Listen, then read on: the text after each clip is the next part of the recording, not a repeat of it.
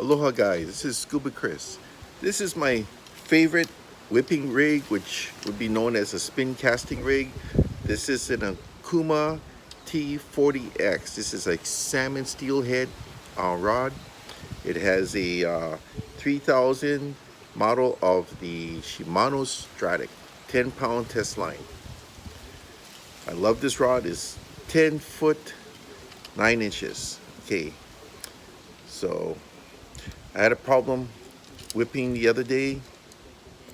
I had a pretty good hit. I was using a minnow lure and I was leaning back and I had a good fish hooked up. I mean, a really good fish. I saw it hit the lure. It was probably about maybe a 15 to 20 pound um, Trevally GT.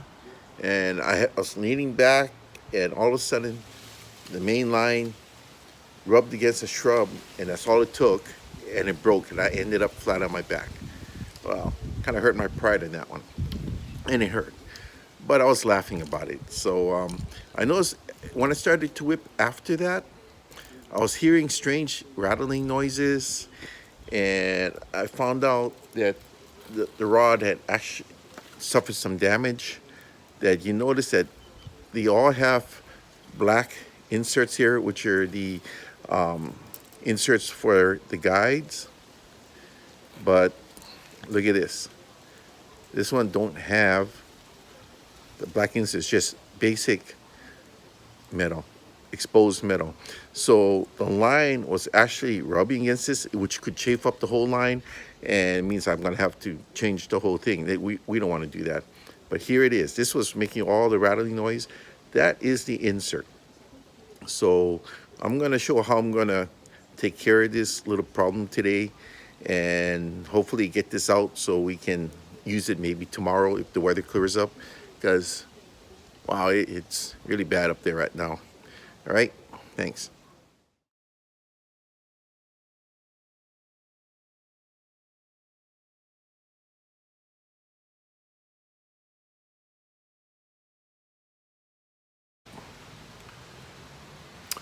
Okay, now we're gonna have to examine the tip. We have to make sure there is no break in the middle. And the reason why we have to do that is because if there's a crack here and we try to glue the insert back in, it's just gonna come right back off again. All right, so what can we do? Well, first things first, let's use a Optivisor and check out this tip.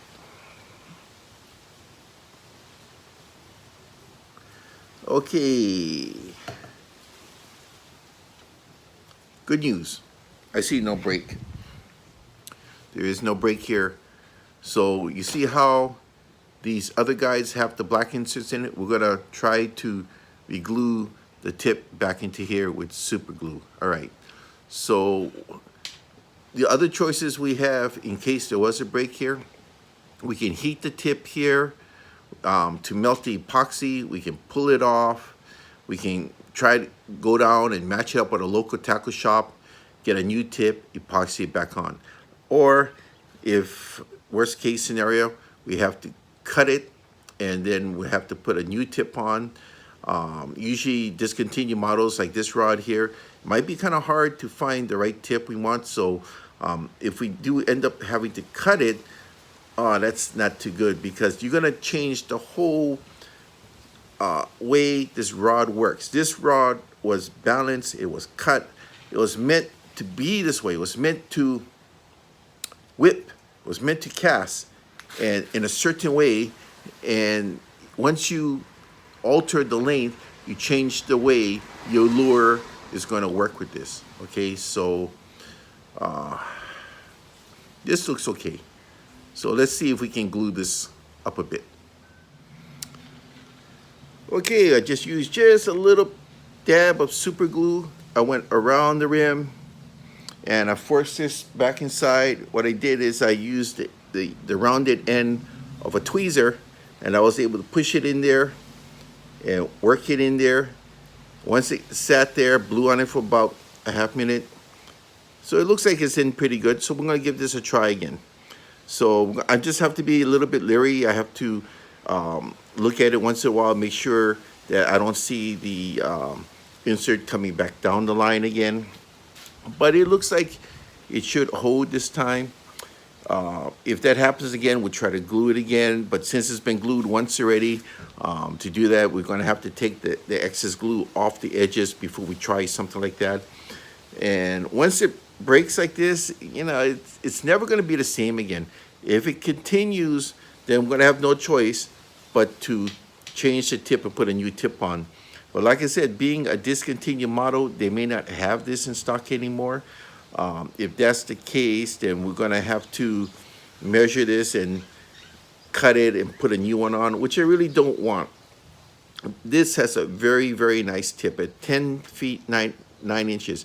It plays very, very well. I mean, for a light rod that is supposed to be a salmon steelhead, the biggest thing I brought in with this was a little over 30-pound stingray.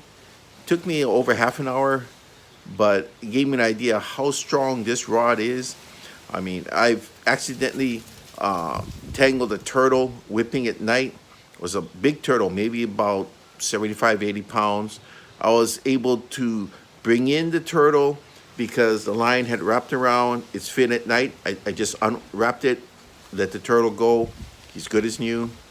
So we're gonna see how this does. I'm gonna have to watch it, be a little bit more careful. What I also may want to do is bring a backup rod just in case, leave it in the truck when I'm out whipping. Because when I love these rods so much, I bought a couple of them. So I knew one day that maybe it would be discontinued, and sure enough it was. So we'll see what happens, okay?